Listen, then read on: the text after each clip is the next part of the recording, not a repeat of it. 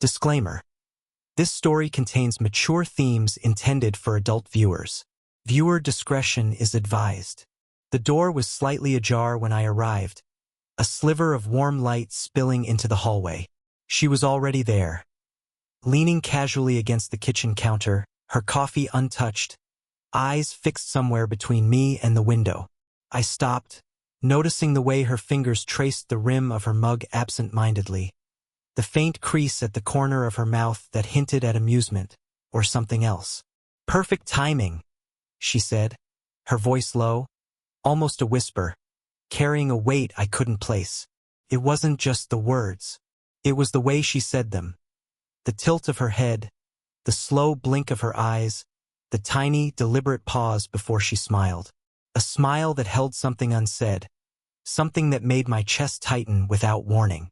I shifted my weight, feeling the small space between us shrink even though I hadn't moved. The air felt heavier, charged, as if the room itself was holding its breath. My own heartbeat seemed loud in that silence, each thump echoing against the smooth surfaces around us. I could feel her glance flick to my hand, then back to my eyes, lingering just a second too long. There was a closeness here I hadn't anticipated. Every small movement became amplified, the brush of her hair as she tucked it behind her ear, the subtle rise of her shoulders, the almost imperceptible lean toward me when she reached for the sugar. My fingers twitched at the thought of reaching for the same jar, the brief accidental contact sending an electric jolt up my arm. I tried to speak, but my voice caught somewhere in my throat, leaving a short, awkward laugh instead. She raised an eyebrow, that same smile tugging at her lips, and I felt caught. Not embarrassed exactly. Something sharper, more immediate, like standing on the edge of something I wasn't sure I should cross. The clock ticked softly, almost inaudibly, and we both seemed to notice the rhythm in our own way. Neither of us moved, yet everything felt in motion. Every glance, every breath, every pause loaded with something forbidden yet tantalizing. Then, just as I thought I might break the silence, she leaned forward slightly, and her eyes caught mine with an intensity that made me swallow hard. "You're early," she murmured, almost too quietly to hear, and in that instant, I realized that neither of us was entirely in control of this moment, or where it might lead. The question hung between us, heavy and impossible to answer. What happens now? The room felt smaller somehow, though nothing had changed. I lingered by the doorway, my fingers brushing the frame as if it gave me an excuse to stay close without stepping forward. She didn't move, only tilted her head, letting her hair fall across her shoulder in a way that caught the light and made my stomach tighten. "Coffee?" I asked, my voice lower than I intended. My words hung in the air, uneven, betraying a nervousness I didn't want her to notice. She nodded, reaching for a mug, and our hands collided for a brief, electric moment. Neither of us pulled away. Her fingers lingered, brushing mine lightly as if testing boundaries without actually crossing them. My pulse spiked, and I found myself staring at the subtle curve of her wrist, the softness of her skin under my fingertips, even in that fleeting contact. "I didn't expect anyone else to be here," she murmured, almost to herself, though I caught the note in her voice. A mixture of amusement, curiosity, and something warmer I couldn't name. I stepped a fraction closer, and the air between us seemed to thrum. The faint scent of her perfume, something floral, understated, comforting, wrapped around me. I tried to focus on anything else. The hum of the refrigerator, the sunlight pooling on the counter. But every glance I stole at her pulled me back, and I caught her doing the same, eyes darting to mine, then quickly away. She reached for the sugar again, and our elbows bumped. I could feel her warmth radiating through the thin barrier of our arms. I wanted to apologize, but the words faltered, trapped in the thrum of my chest. Instead, I just smiled awkwardly, and she returned it. Slowly, knowingly, that same subtle smile that hinted at things neither of us would speak aloud. The space between us had shrunken to almost nothing. I could feel the tension in her shoulders, the faint rise and fall of her breath. My own lungs seemed to constrict, aware of her proximity, aware of every accidental brush of clothing, every fleeting eye contact that lingered longer than it should. Then, without warning, she leaned slightly forward, her voice dropping to a whisper. "You're enjoying this more than you should." I swallowed hard, my own voice failing me, and she laughed softly, low, musical, teasing. The sound wrapped around me, tugging at something I hadn't even realized I was holding back. Something was about to happen. Something unspoken, unplanned. And in that charged silence, I realized we were both waiting. Both wondering who would take the first step, and whether either of us could stop it if we tried. The quiet between us had grown heavier, almost tangible, like the air itself had thickened around our bodies. I moved closer, not consciously deciding to, but drawn forward by something I couldn't name. She didn't step back. Her eyes caught mine, and in that long, slow blink, I felt the weight of 1,000 unspoken words pressing between us. Her hand hovered near mine as she reached for a napkin, fingers trembling ever so slightly. I wanted to reach out, to touch her, but the hesitation twisted inside me, a delicious ache of restraint. Instead, our fingers brushed, lightly, almost accidentally. But the contact lingered, and I could feel the electricity shoot straight up my arm. She didn't pull away. Her thumb traced the back of my hand, a movement so subtle it might have gone unnoticed if I hadn't been paying every fraction of attention. "I didn't think you'd come over today," I managed, my voice catching in the middle. She tilted her head, the faintest smirk tugging at her lips. "I was hoping you would." Her words were soft, deliberate, carrying a tension that made my stomach twist. The space between us was almost nothing now, close enough to feel the heat radiating from her body. Every small gesture was amplified. The way she shifted her weight on her heels, the brush of her hair as she tucked it behind her ear, the subtle rise and fall of her chest. Each movement spoke louder than words, drawing me in, making it harder to think, harder to breathe. I caught her glance lingering on me a second too long. My pulse quickened, the room spinning slightly as though the walls themselves were closing in. I wanted to speak, to break the tension, but my throat felt locked. She smiled then, soft, teasing, almost dangerous, and leaned just slightly closer. The scent of her hair filled my senses, and for a heartbeat I imagined what it would feel like to close the remaining distance between us. A laugh bubbled out of me, nervous and unsteady, and she reached for a glass on the counter. Our fingers brushed again, longer this time, and I felt a heat building, subtle but undeniable. She didn't look away. The world outside the kitchen seemed to vanish. Every glance, every tiny brush of contact, every whispered breath was magnified. I could feel her awareness of me, my awareness of her, and it was like standing on a ledge, knowing that any step forward could tip us into something irreversible. And yet, neither of us moved. We only lingered in that charged space, staring, waiting, daring the other to cross the invisible line. Something dangerous, something impossible was about to happen. And in that suspended moment, I realized we might not be able to stop it. The air between us felt almost electric, vibrating with a tension neither of us could fully name. Every sound, the hum of the fridge, the faint creak of the floorboards, seemed louder now, sharper, as if the room itself was holding its breath for what was about to happen. She shifted slightly on her heels, just enough that the curve of her shoulder brushed against my arm. My pulse jumped, my stomach tightening at the simple, accidental contact. She noticed. I could see it in the way her eyes flicked toward mine, the corner of her mouth twitching in a knowing half-smile. "I think you've been standing there long enough," she murmured, low and teasing, but there was something unspoken in the tone. A challenge, a dare, a secret invitation.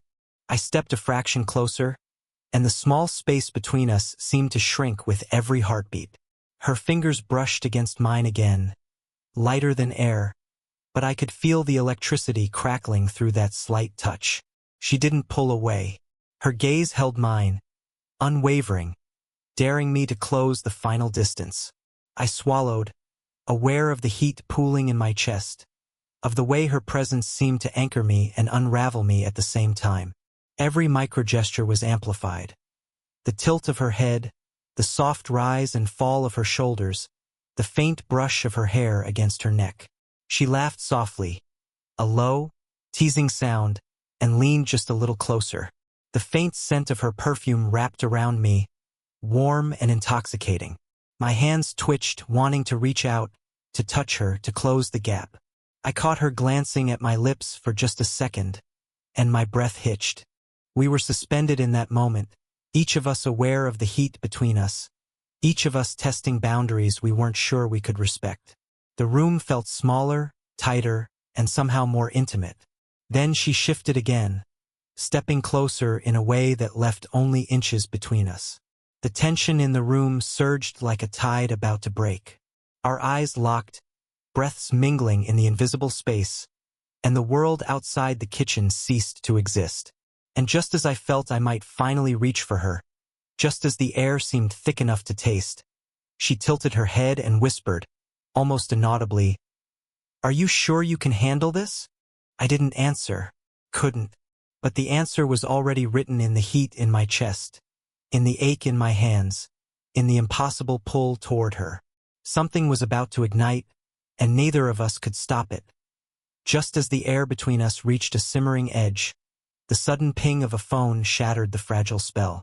Both of us jumped slightly, my heart hammering in my chest, her fingers brushing mine one last time before we instinctively pulled back. The sound seemed impossibly loud in the charged silence of the room. She reached for it, her hand trembling slightly, and I caught the flicker of something behind her eyes. Annoyance, curiosity, and something else. My pulse slowed only slightly. The tension hadn't dissipated. "It's probably nothing," she muttered, swiping the screen. But the way her lips pressed together, the faint arch of her brow, betrayed the calm she was trying to project. I could see her heartbeat in the subtle lift of her throat, the small swallow that almost seemed to echo in the quiet kitchen. I wanted to speak, to break the awkward pause, but my voice caught, leaving me silent and exposed. She glanced up from the screen, meeting my gaze for a split second before quickly diverting it. Something was off, something that didn't belong to the rhythm we had been building. "Sorry," she said, almost too quickly. "It's just my son. He's probably locked himself out again." Her attempt at casual explanation didn't land. The tension hadn't vanished. If anything, it sharpened.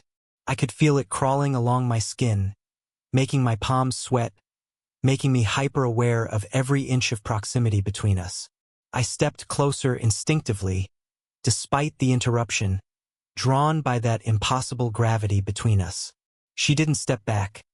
Not really. But the faint tremble in her fingers betrayed her own awareness of how dangerously close we were. Our eyes locked again, and for a moment, the world narrowed down to only the two of us. Then, the unexpected happened. A knock at the door, firm and insistent, sending a jolt through my chest. She froze, shoulders stiffening, the playful, teasing aura evaporating like mist. My own body reacted, tense, alert, craving, and frustrated all at once.